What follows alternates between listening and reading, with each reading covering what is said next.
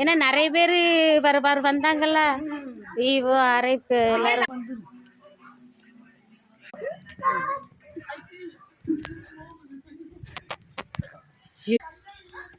இது அம்மா வீடு, இதான் எங்கள் அம்மா வீடு. ஆமாம், நான் பிறந்த வீடு. சரி என்ன பண்ண, நானும் பிடிச்சிடறான்டா பார்க்க. சரிம்மா சரிம்மா.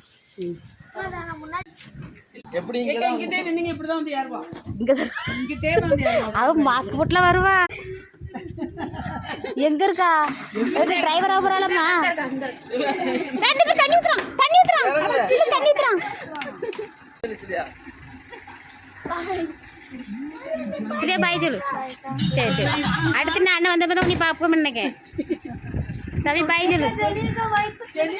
சரி, பாய். பாய் சரி.